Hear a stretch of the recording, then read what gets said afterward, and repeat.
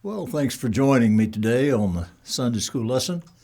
The lesson today is going to come from the book of Judges, chapter 8 and chapter 9. Chapter 8 and chapter 9, beginning at verse 29 in chapter 8. It's going to be the story of Abimelech, who was not a judge. He was what the writers call an anti-judge. In fact, he had himself made king. He was king for a while, but not a long time. He's an interesting person, to say the least.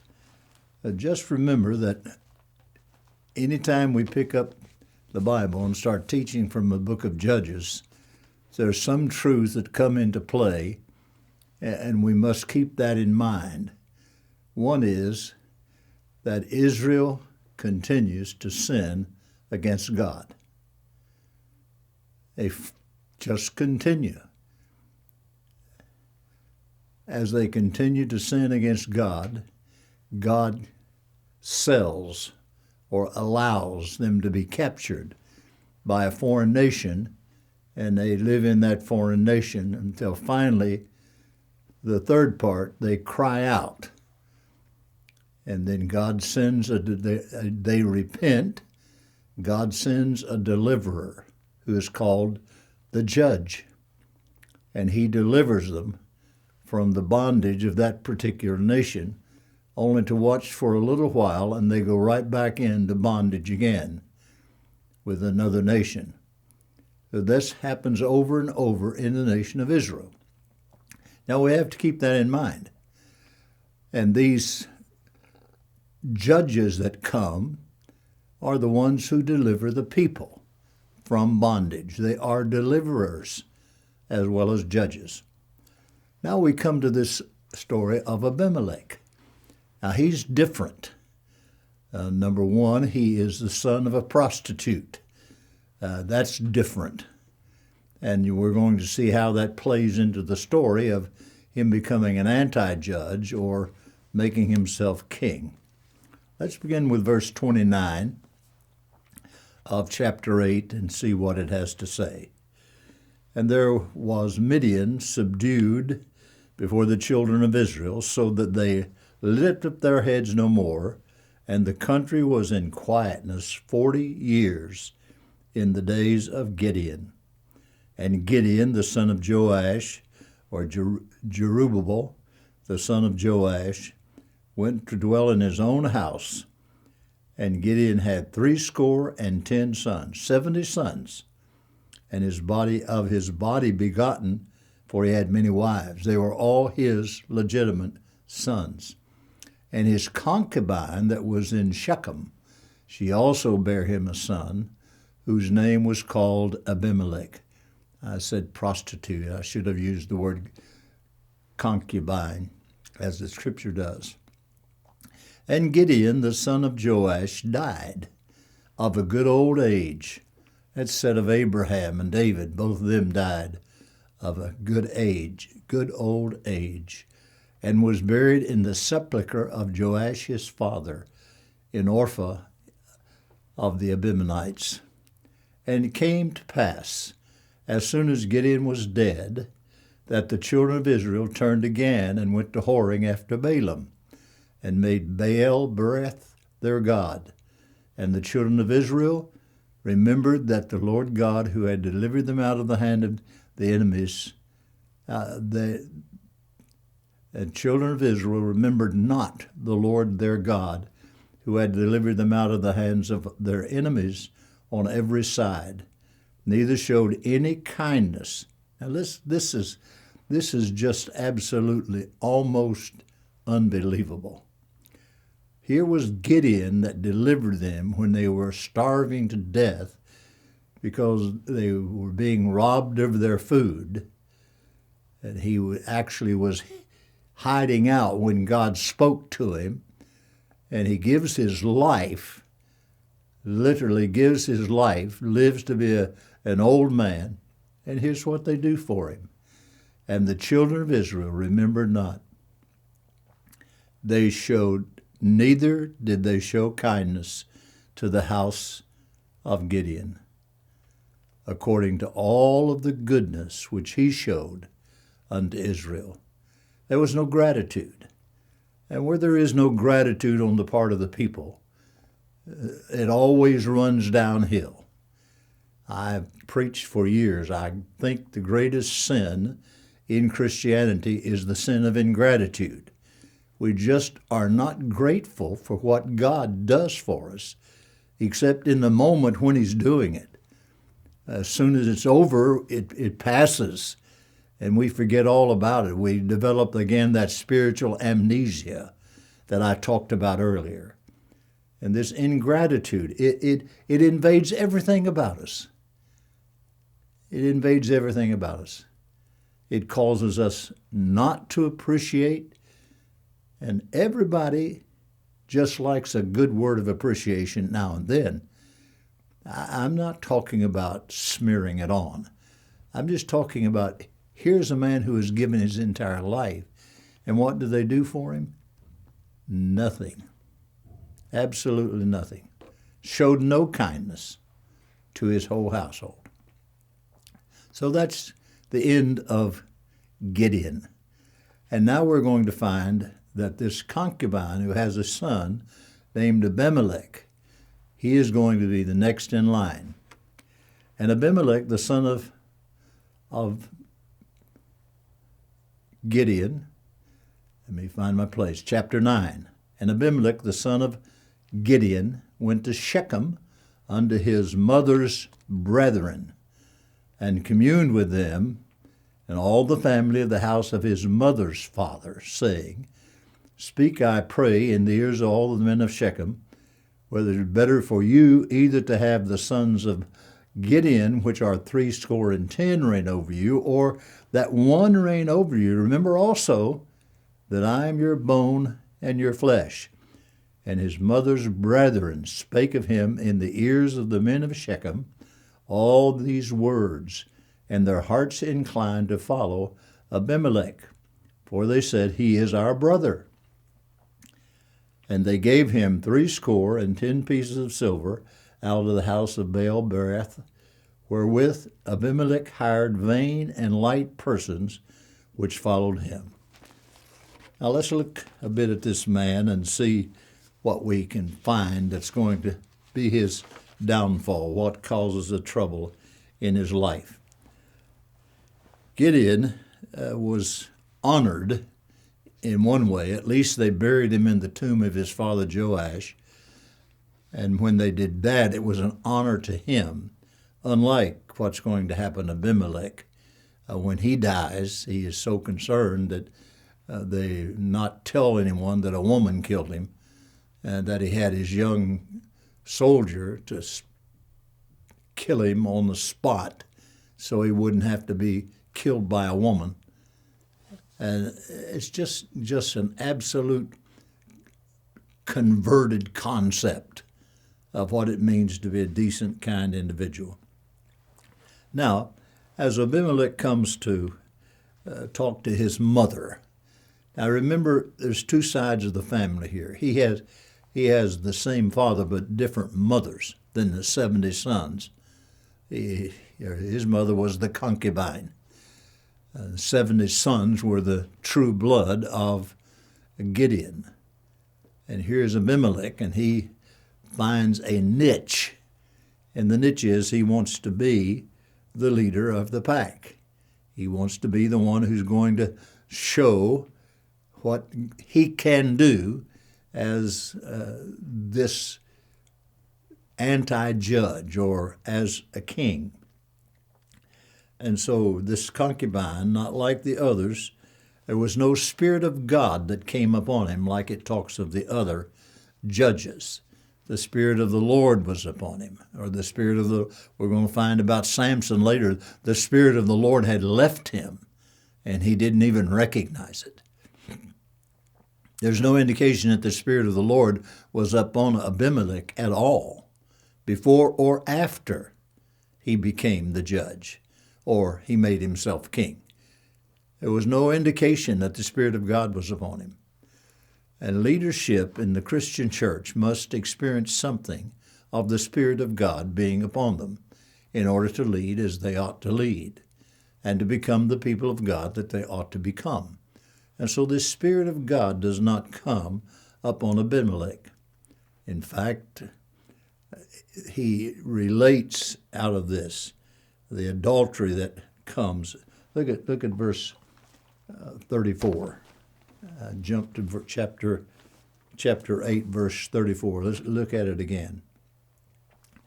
And the children of Israel remembered not the Lord their God, who had delivered them out of the hands of their enemies. They remembered not the Lord their God. And as a result of remembering not the Lord their God, they broke the commandments of God. They neglected the Shema, and the Shema has to do of give myself to the Lord. In the sixth chapter of Deuteronomy, I believe, the Shema, Hear, O Israel, the Lord your God is God alone, and he expects you to give him your heart and mind and soul and strength.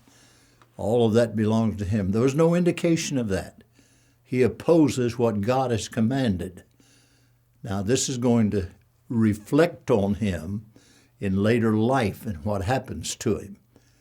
And Abimelech, though he becomes the king, he does so in an unusual way. He lays out a plan, and he convinces his mother and his brothers, whoever they might have been, convinced them that they needed to get the word out to all of the men of Shechem so that they could hear him and know that he's going to be the one that Israel is going to follow.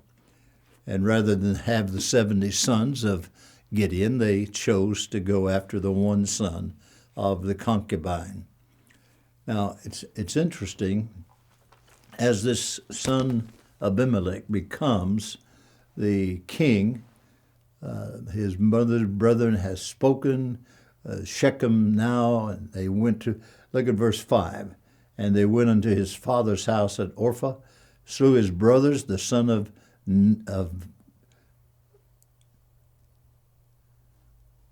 Gideon, I'm getting my words straight here, Jubabel, Jerubbaal,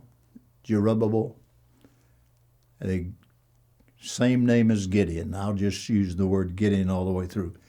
Being 70 persons upon one stone, notwithstanding yet Jotham, the youngest son, was left, for he hid himself. And all the men of Shechem gathered together, and all the house of Millo, and went and made Abimelech king by the plain of the pillar that it was in Shechem. And when they told it to Jotham, he went and stood on the top of the mountain. And he's going to do an unusual thing from the top of the mountain when he wants them to know that what they've done is not copacetic with what should have been done. So he goes to the top of Mount Gerizim, lifted up his voice and cried, Hearken unto me, you men of Shechem, that God may hearken unto you.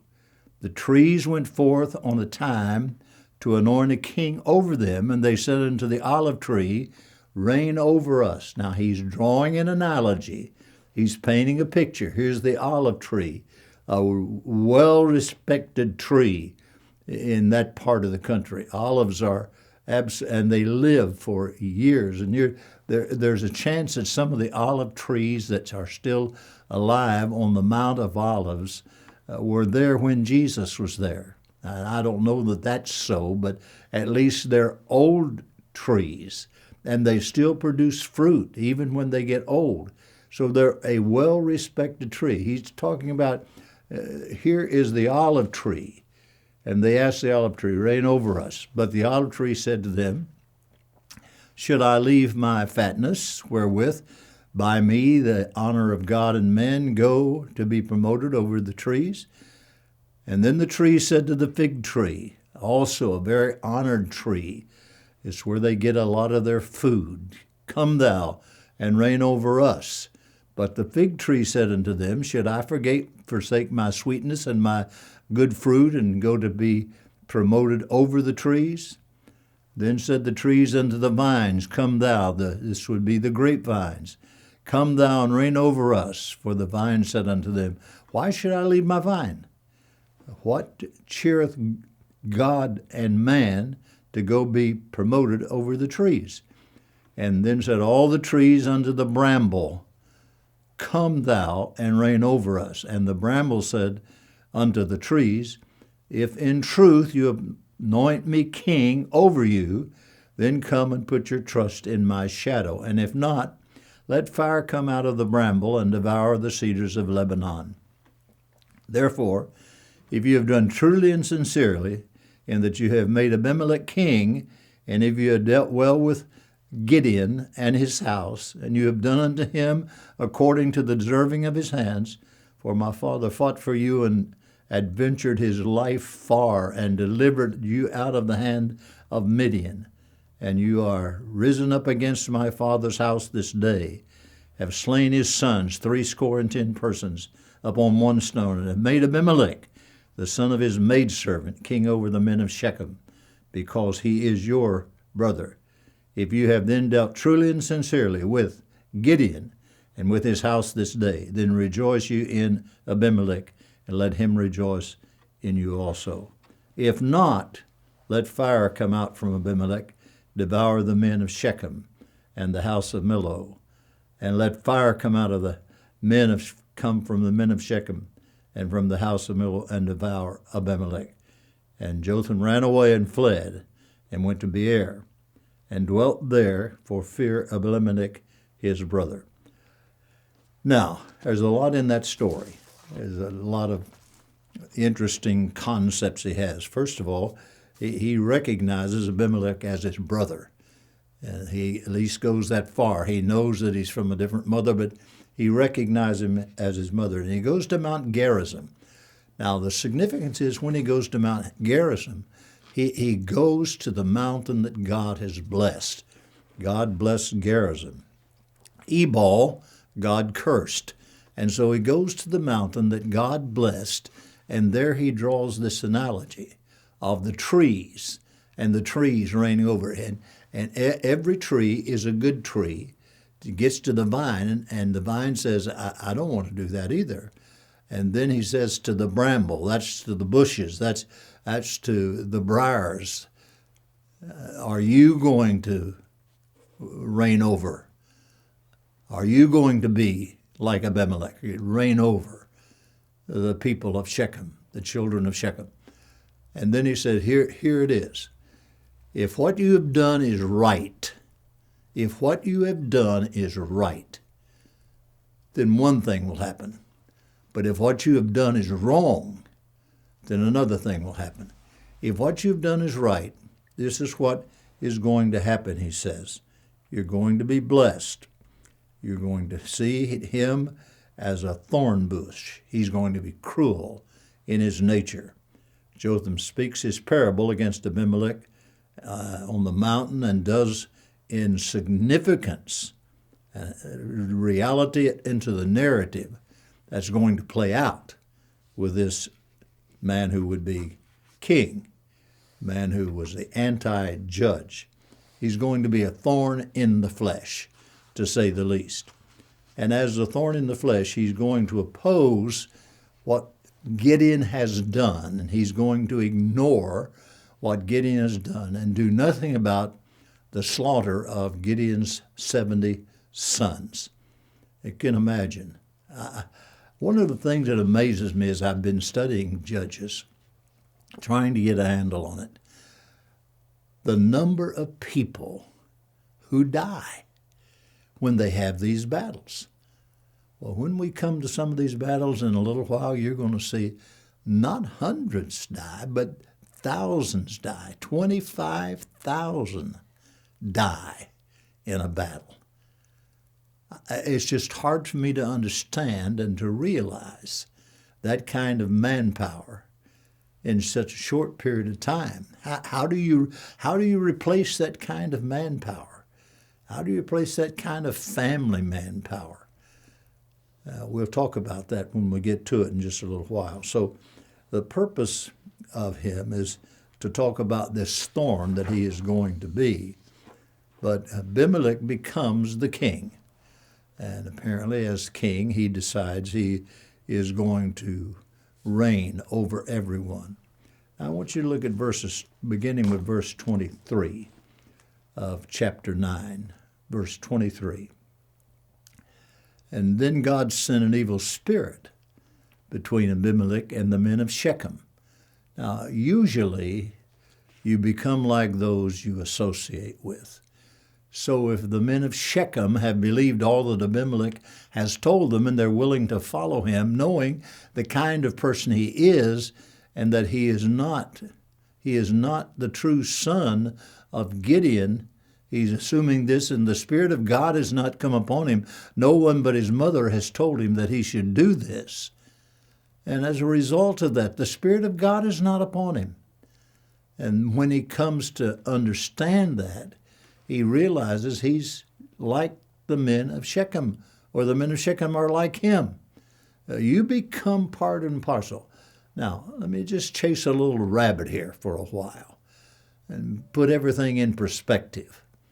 I know that I can bring people up to a different level by acting the way I should act as a Christian.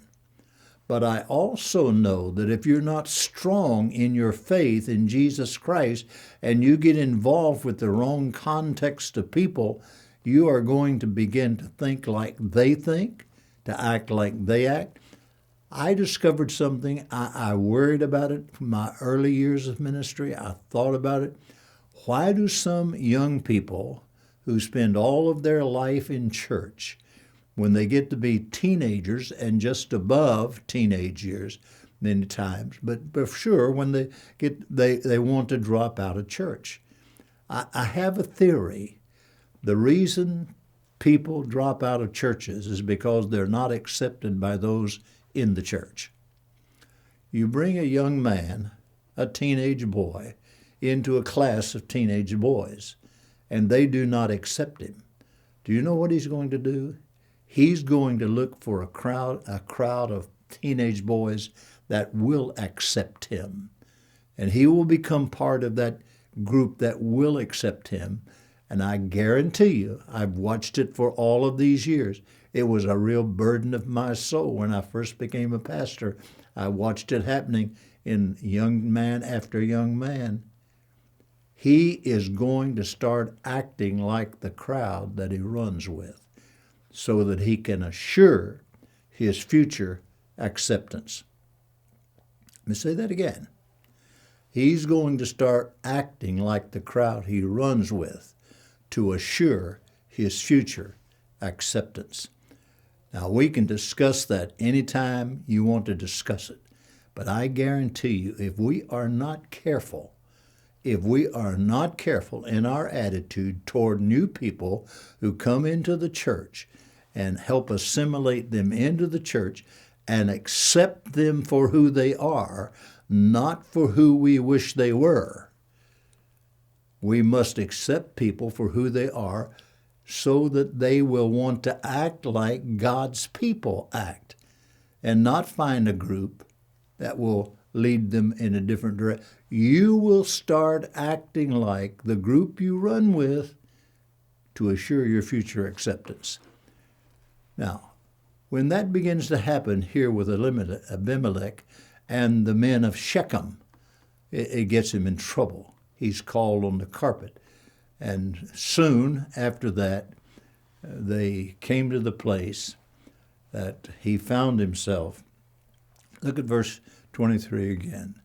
God sent an evil spirit, and the cruelty done to the 70 sons of Gideon might come, and the blood laid upon Abimelech their brother, which slew them, and upon the men of Shechem, which added him to the killing of his brethren. And the men of Shechem waited for him at the top of the mountain, and the sons Gaal and Ebed with the brethren, and went over to Shechem, and with the men of Shechem put their confidence in him. Now all of that begins to turn, and things began to go wrong for this man, Abimelech. They are consumers of the sin. Now, in chapter 9, verse 23, we find this story of that we were talking about, the men of Shechem and Abimelech. And toward the end of the chapter, we need to get there before I run out of time. Toward the end of the chapter, they went, Abimelech, to Thebez, and encamped against Thebez and took it. And there was a strong tower within the city. And they fled all of the men to the tower. And they shut themselves up in the tower. They got in the tower. He came to the tower and fought against it, went hard unto the door of the tower to burn it with fire. And a certain woman cast a piece of millstone upon Abimelech's head, and it broke his skull. Now listen to this. He hastily called the young men, his armor bearer, and said unto him, Draw your sword and slay me, that men may not say of me, A woman killed me. And the young man thrust him through, and he died. And when the men of Israel saw that Abimelech was dead, they departed every man into his own place. Thus God rendered the wickedness of Abimelech, which he did unto his father, in slaying the 70 brothers. And all the evil of the men of Shechem did God render upon their heads, and upon them came the curse of Jotham, the son of Gideon. Now, Abimelech, being this anti-judge, made himself king. He wasn't much of a king, didn't last very long. Abimelech arose, he got into power, he was running with the wrong crowd, he found himself on the outs with them, he killed the people in the tower. He was just a ruthless kind of guy. Then he came to this kind of fate. Now let me tell you something, folks. This is not just true of Abimelech. Let me preach to you just for a minute. This is not just true of Abimelech. We need to help bring people up, not to allow them to bring us down. Whatever we do, and we must teach this to our young people. We must teach this to our children. I've said to my children so many times, you're not better than anyone else, but you're as good as anyone else. Don't allow yourself to become less than you can be. Don't allow yourself to become less than you can be. And it's a lesson that we need to teach over and over again. And when we know that something's happening that's making us less witness than we need to be of Jesus Christ, we need to come again to realize that Jesus Christ did for us the best thing that could ever happen to us. He died on a cross, came out of a borrowed tomb, and came to live in us as we put our faith in him. Well, thank you for watching today. I trust that Abimelech will mean something to you, and you'll hear his story as one of caution. God bless you.